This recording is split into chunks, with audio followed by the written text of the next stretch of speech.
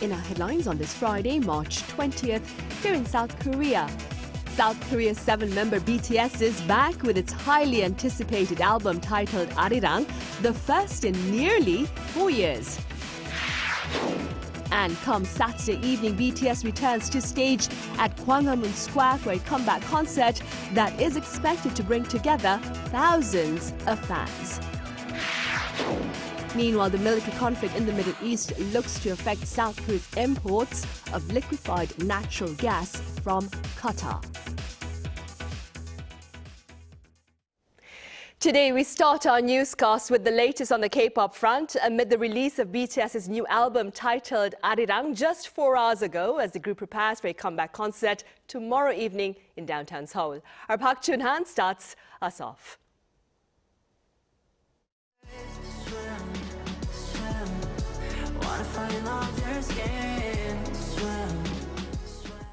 K-pop boy band BTS released the 14-track full album Arirang at 1 p.m. Korean time on Friday with the title track Swim.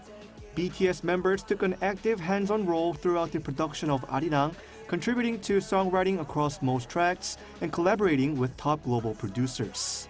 In a live stream to mark the album's release, BTS members said they intentionally incorporated Korean elements into the album and explained the significance behind the title Arirang. 정체성, 우리다운 건 무엇인가? 우린 무엇인가? 방탄스러운 거는 또 무엇이고 하다가 또 요즘에는 여러 국적을 가진 팀도 되게 많고 한데 우린 또 다 한국 사람이고 하니까 한국스러운 걸 좀 넣어보면 좋지 않을까라는 말이 그때 되게 많이 나왔던 것 같아요. 근데 어떤 사람한테는 어떤 저항이나 한의 상징이면서 어떤 사람들한테는 애환이나 그런 그리움에 대한 노래이고 그래서 여러 가지 정서가 깔려있기 때문에 맞아요. 저희가 표현하려는 다양한 감정들을 잘 담아낼 수 있는. A standout moment comes in the first track Body to Body, where the latter part of the song features a subtle yet powerful interpolation of the melody from the traditional Korean folk song Arirang. It doesn't end with sampling. BTS bring the folk song into a modern reimagining that weaves in the soul of Korea's most iconic tune, symbolizing longing, reunion, and resilience. Park Chun-han, Arirang News. Right, we are counting down roughly 27 hours to the start of BTS's comeback concert at Gwanghwamun Square. And for a better sense of the atmosphere on the ground at this hour, I have Arirang's Chung Hae-rim standing by live. Hae-rim, welcome. So what's it like there as we speak? Yes, Sunny. So as you can see behind me, hundreds of fans are already here at Gwanghwamun Square, even though the concert doesn't start until 8 p.m. tomorrow. At this very venue, all 7 members of BTS will perform together for the first time since completing their military service. Preparations are in the final stages. The main stage and seating areas are already set up, and staff members are busy making their final rounds. BTS will be performing tracks from their new release, their 5th studio album, Arirang, including Swim, which was released Friday, as well as some of their biggest classic hits. Let's hear from some fans or ARMYs who are excited for this historic event. So I'm really excited because I'm from Switzerland, and the first time I heard about Korea, it was through BTS. So I'm really excited to be able to witness such a important event for Korea. Oh, it's amazing. It's like very historic. So I understand why so many people would come and see it because it's legendary. I was waiting for years for this moment, so I'm so excited too. And you? I've been in ARMY for almost 10 years now, so this is my first time seeing BTS live. So I'm so excited for tomorrow. Yay! Oh my, it seems like we have fans from every corner of the globe at Gwanghwamun Square right now. And speaking of this historic location, Hae-rim, do tell us a bit about the layout of the concert there, especially keeping in mind the reality that it is not a typical concert area. Yes, that's right, Sunny. Unlike typical concert stages where the seats are close to the stage, Gwanghwamun Square is long and narrow. And because of this, most fans won't be able to see directly the stage and will have to see the group through pre-installed LED screens. But there is a deeply symbolic reason behind choosing this specific location, because the stage is positioned right along the historic central axis of Seoul, often referred to as the King's Road, with Gyeongbokgung Palace serving as the ultimate backdrop. Whether the BTS members will physically walk down this path themselves tomorrow night, or if this King's Road entrance will be revealed through a pre-produced video, is something we will have to wait and see right here at the venue. Right, indeed. Harim, and before you go, what's the latest regarding an injury suffered by group leader RM? Yes, Sunny, Big Hit announced today that RM injured his ankle during a rehearsal yesterday, which requires him to wear a cast. And that has caused worry among fans about whether he'll be there tomorrow. However, the leader personally reassured everyone. He explained that he pushed himself a bit too hard. And while he won't be able to participate in the intense choreography, he is determined to perform and will absolutely still be on stage tomorrow night. So we'll definitely be able to see all 7 members on stage. That's all I have from Gwanghwamun. Back to you, Sunny. All right, Harim, thank you for that coverage. Right, authorities, including government officials as well as HYBE employees, conducted an on-site inspection of the venue of BTS's comeback concert today. They checked on measures aimed at crowd control that is, and emergency response. Up to 260,000 fans are expected to gather, prompting an unprecedented stadium-level safety plan that includes the deployment of 6,500 police officers, hundreds of emergency personnel, and multiple controlled entry points with metal detectors. Road closures and subway bypasses are also planned. BTS's planned return to stage has triggered a tangible surge in the number of young foreign visitors to South Korea. Our Kim Jun-hong covers this reality.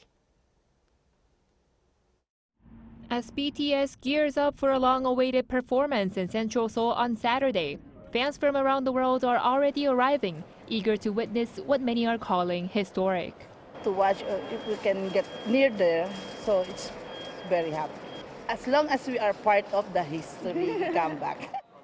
Tickets aren't a requirement for everyone. For many fans, visiting BTS's home country alone holds special meaning. For many years, so knowing that they're coming back, it's really an amazing feeling. We didn't get the ticket. A movie night together with other friends. Their visit and meaningful journey to the birthplace of BTS is a trend that's reflected in the numbers. Foreign arrivals to South Korea have surged by more than 30% this March from a year earlier. According to data from the Ministry of Justice, nearly 1.1 million foreigners entered the country between March 1st and 18th, up roughly 32.7% on year. Such a spike is widely attributed to a rise in visitors ahead of BTS's comeback concert on Saturday, with arrivals expected to climb further as last-minute travelers are not yet fully reflected in the data. The increase was particularly pronounced among teenagers and people in their 20s, a core part of BTS's global fan base. Arrivals in these groups jumped 40% and 35.2% respectively, exceeding the overall growth rate. By region, Asia accounted for the largest share of arrivals at about 910,000, followed by North America, Europe, and Oceania. Arrivals rose across all regions except Africa, with Europe seeing a standout increase of 51%. In response to the surge, authorities have introduced special measures to streamline entry procedures. Additional immigration counters are being deployed during peak arrival times, along with extended staffing to shorten wait times and support tourism and local businesses. Kim Jun-hong, Arirang News. Meanwhile, an AI-based tour assistance platform has been launched to better accommodate the surge in foreign travelers to South Korea. The mobile web service titled K-Trip1 offers both first-time and repeat travelers guidance across the country's major tourist destinations by combining digital trip planning with on-ground assistance. It delivers content tailored to overseas visitors' interests while providing personalized travel information based on their length of stay. The platform also connects users with medical support, including access to a medical call center staffed by healthcare professionals.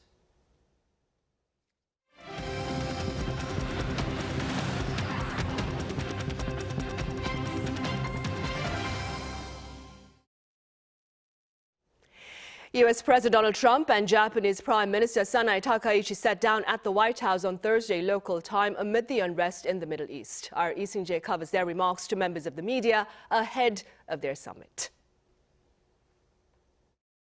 U.S. President Donald Trump has called on Japan to step up its support as the United States works to keep the Strait of Hormuz open amid the ongoing war involving Israel and Iran. Speaking during a meeting with Japanese Prime Minister Sanae Takaichi at the White House on Thursday, Trump noted Japan's heavy reliance on the strategic waterway for its energy imports. He also pointed to the long-standing security relationship between the two allies, highlighting the presence of roughly 45,000 U.S. troops stationed in Japan. Trump said he expects Tokyo to play a greater role, stressing that the United States has invested significant resources in defending Japan. He added that he would not be surprised if Japan increases its support, though he did not specify what form such assistance might take. The Strait of Hormuz, which carries about 1/5 of the world's oil supply, has effectively been choked off by the intensifying conflict. The disruption has fueled concerns over rising global oil prices and mounting inflationary pressure. Japan is particularly vulnerable, with more than 90% of its crude oil imports passing through the strait. Trump also drew attention after responding to a question from a Japanese journalist about why Washington did not inform its European and Asian allies in advance of strikes on Iran. Well, one thing you don't want to signal too much. You know, when we go in, we went in very hard, and we didn't tell anybody about it because we wanted surprise. Who knows better about surprise than Japan? Okay? Why didn't you tell me about Pearl Harbor? Okay? Right? You know, he's asking me, do you believe in surprise? I think much more so than us. For her part, Prime Minister Takaichi underscored the importance of preventing Iran from developing nuclear weapons while condemning Tehran's attacks across the Middle East. She reaffirmed Japan's commitment to regional stability and close cooperation with the United States as tensions continue to rise. Japan condemns Iran's actions, such as attacking the neighboring region and also the effective closure of the Strait of Hormuz, as a matter of fact. My fellow minister, Foreign Minister Motegi, also had a direct exchange with the Iranian Foreign Minister and urged Iran to stop such activities. The Prime Minister added that she firmly believes President Trump is the only leader capable of achieving global peace, citing what she described as an increasingly severe international security environment. Ising-jae, Arirang News. And that volatile security environment in the Middle East looks to affect South Korea's imports of liquefied natural gas from Qatar. Our An Sung-jin explains.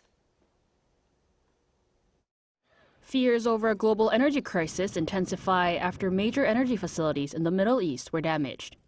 Qatar Energy announced on Friday that it may invoke force majeure on long-term LNG contracts with key importers including South Korea, China, Italy, and Belgium for up to 5 years. Its CEO said the decision comes after a direct attack on its critical LNG infrastructure in Ras Laffan Industrial City. The strike by Iran targeted a facility responsible for roughly 20% of global LNG supply. 2 LNG production lines and 1 gas-to-liquids facility were destroyed. The damage knocked out 17% of Qatar Energy's total export capacity, with repairs expected to take 3 to 5 years. According to Qatari authorities, the attack is estimated to cut the country's annual output by approximately 12.9 million tons. This attack came as a retaliatory strike by Iran on energy infrastructure across Gulf states, including Qatar, the UAE, and Saudi Arabia. Unfortunately, this act of sabotage reflects nothing but an aggressive and irresponsible policy and a dangerous escalation by the Iranian side. South Korea is one of the largest importers of Qatari LNG. Although it has diversified supply sources to include the U.S. and Australia, Qatar still accounts for roughly 20% of its imports, with long-term contracts covering about 6.1 million tons annually. The state-run Korea Gas Corporation stated that current reserves exceed mandatory levels and can sustain demand through the end of the year. And on Friday morning, the Blue House said that Qatar accounts for about 14% of Seoul's LNG imports this year, and that alternative suppliers are available. It added that with uncertainty increasing, the government will closely monitor supply and prices and respond as needed. However, prolonged disruptions could force countries into fierce competition for limited LNG supplies on the spot market, driving up prices not only for industrial sectors, but also energy costs for households. An Song-jin, Arirang News. Across the border, North Korea's Kim Jong-un attended a test drill of a new battle tank with his daughter by his side. Our senior correspondent Oh Seong covers his latest show of strength and its broader implications. Kim Jong-un has claimed North Korea's new battle tank has unmatched capabilities as he attended a drill that showcased his push for high-tech weaponry, while again placing his teenage daughter into the spotlight. The North Korean Central News Agency reported Friday that Kim oversaw a joint offensive tactical drill by infantry and tank subunits at a military training base in Pyongyang. At the center of the exercise was a new tank equipped with an active protection system, which the North says can automatically detect and intercept incoming anti-tank missiles and drones.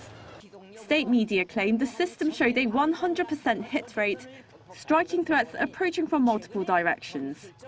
The report also said drones were used to hit enemy command points and anti-armor positions based on real-time reconnaissance. South Korea's Unification Ministry said Friday that the drill seems to be a reaction to the 11-day Freedom Shield regular exercise between Seoul and Washington. There was no specific mention of South Korea and the U.S., but as it was held during their joint military drill, it seems to be responsive to that. But analysts say the significance goes beyond a simple response to Allied drills. North Korea is no longer focusing only on nuclear weapons. It is also pushing to modernize its conventional weapons. At the core of that is a rapid shift toward digital and AI-based systems. That's what draws our attention. In this latest tank drill, the North highlighted a remote integrated automated fire control system, suggesting the tank is no longer just an armored vehicle, but is being turned into an advanced combat platform. Also drawing attention were photos of Kim's daughter Chue riding in the tank alongside her father. This comes after she was recently photographed firing a pistol and a rifle. Kim Jong-un appears to be symbolically passing on his own leather jacket and tank to his daughter. Until last year, Kim Jue was mostly presented as an observer, but now she's shown as more than that. It seems they're intent on building the image of a future warrior and commander. Carefully staged as it may be, the drill perhaps offers an insight into how Kim Jong-un is envisioning and shaping the future of his regime and military capabilities. Oh Seong, Arirang News. Back here in South Korea, President Lee Jae-myung says that small and medium-sized enterprises are key to sustainable economic growth. During a meeting with small business owners at the Blue House on Friday, he noted that SMEs account for 99% of all businesses and around 80% of employment here in South Korea. He said that while large corporations often draw more attention, supporting SMEs is equally important as they're the backbone of the economy. The president also called for efforts to curb unfair practices targeting SMEs, such as technology theft. And President Lee Jae-myung and First Lady Kim Hye-kyung hosted South Korea's Paralympic team for lunch at the Blue House on this Friday, following their performance at the 2026 Winter Games in Italy. 우리 대한민국을 대표해 한계를 뛰어넘는 도전으로 우리 국민과 전 세계인들에게 뜨거운 감동과 자부심을 안겨준 대한민국 국가대표 선수단 여러분, 정말로 수고 많으셨습니다. 여러분 한 분 한 분이 모두 참으로 자랑스럽습니다. Speaking at the luncheon, President Lee said the government will step up support for parasports so that people with disabilities can build confidence and find a sense of accomplishment through sports. South Korea recorded its best ever result at the Winter Paralympics, winning 2 gold, 4 silver and 1 bronze medal. And culinary diplomacy is taking shape here as a large contingent of French chefs is currently in the southern part of the country seeking Korean ingredients for French dishes. Our culture correspondent Park Gun-woo files this report.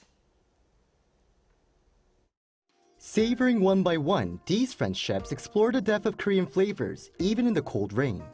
From tofu wraps to Korean herb pancakes, oak mushrooms and dried radish kimchi, they sample each dish with curiosity while asking a lot of questions. Nodding in approval and with a thumbs up, they capture every moment with their camera phones. In partnership with the master chefs of France, Jeollanam-do province and private companies, around 200 French chefs are touring places like Changsong and Damyeongun County for about a week, exploring local ingredients they could bring back home. Here in this region, you make a lot of very, very good product. I use some of them in my kitchen. I love the soy sauce and especially the soy sauce and kimchi. Kimchi in my region, we make something similar, but I prefer kimchi. Korean tofu is very different from French tofu. I'd love to use it in my dishes, maybe in a fusion style. Led by monk Jeongwan, they even dive into the sustainable philosophy of temple cuisine, learning to better understand and appreciate the local ingredients before their meal. Renowned chefs like them usually source their ingredients directly from farms or use organic produce. So this is a good opportunity to connect with local farmers to understand each other's needs and build partnerships. And the chef's passion for learning about Korean ingredients doesn't stop at simply tasting them. They go one step further by making traditional Korean soy sauce themselves. They begin by stacking fermented soybean blocks into deep jars, then pour in bamboo salt water, a key ingredient in the process, under the lead of a Korean national master artisan of traditional chang. The jars are filled to the brim, ending with a prayer for a successful fermentation. Tasting various soy sauces, the chefs began thinking about using Korean flavors back home. We are looking for ingredients that are just unique, powerful in tradition, and it helps us to do some very great innovation. Like I'm doing fundraising or gala dinner right now, and I could see doing a special order with the 5-year-old soja sauce that I just got. Impressed by the quality, the chefs say they've gained inspiration for their creations, even requesting product lists and asking about import timelines and quantities. Demand for soy sauce is especially strong, with some already looking to scale up supply. And with plans already in motion, Korean flavors are set to reach more tables worldwide. Park Gun-woo, Arirang News, Damyeon. Meanwhile, back here in Seoul, the capital city is playing host to a global forum that seeks sustainable strategies to strengthen a global network of productive healthcare. Our Cho Young-eun covers the event. Hosted by the Ministry of Health and Welfare and the Korea Health Industry Development Institute, Medical Korea 2026 is being held under the theme AI-powered global healthcare, bringing the future and the world closer. The event kicked off with sessions sharing global medical trends and examining how emerging technologies are reshaping the healthcare system. The opening presentation outlined concrete strategies to expand global network participation among medical professionals and leverage AI-based tools for communication. And all the great leaders that are in this room with us doing great things with AI. And that's what's needed more and more around the world. And I'm glad we're talking about it here in Korea because so many look up to Korea for what you do. Experts noted that while artificial intelligence is accelerating the globalization of healthcare, key challenges in cross-border medical services still remain. One keynote speaker emphasized that the next phase of global healthcare must move beyond AI toward a more accountable system built on trust between physicians. One of the most challenging things that we have in the real world care, for example, is the continuity of care to fill the gap, and that is the trusted physician network.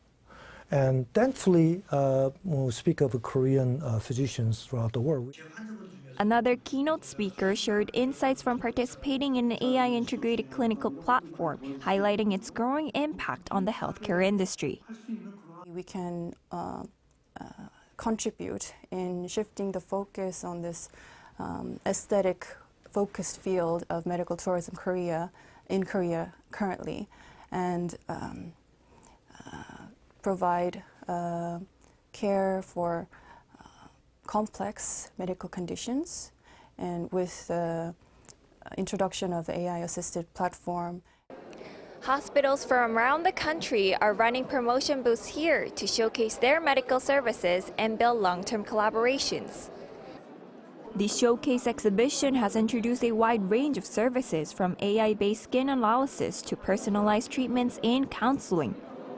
Another key pillar of the event was business meetings for networking between overseas patients and domestic medical institutions, designed to lead to tangible partnerships. 조영은, Arirang News.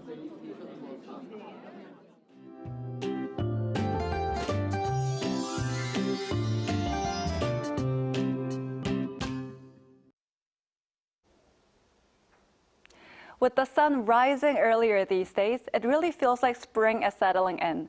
But mornings are still below freezing, with a large day-to-night temperature difference of around 10 to 15 degrees. So be sure not to dress too lightly. Air quality remains fair, making it comfortable to be outdoors. But watch out for frost. It's expected in inland areas tomorrow morning and across central regions on Sunday. So please take extra care of crops and plants. On Sunday, Jeju-do Island may see a brief shower from the afternoon into the evening with less than 5 millimeters of rain. Skies will be mostly clear nationwide with air quality at fair levels. Seoul will start the day at 2 degrees Celsius, Chuncheon at -2 degrees, Gyeongju at 1 degree.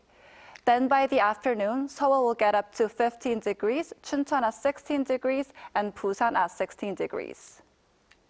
We'll continue to see mostly clear skies through tomorrow. Cloud cover will increase nationwide on Sunday, with overcast conditions in the southern regions and on Jeju-do Island. That's all for Korea. Here's a look at the weather around the world.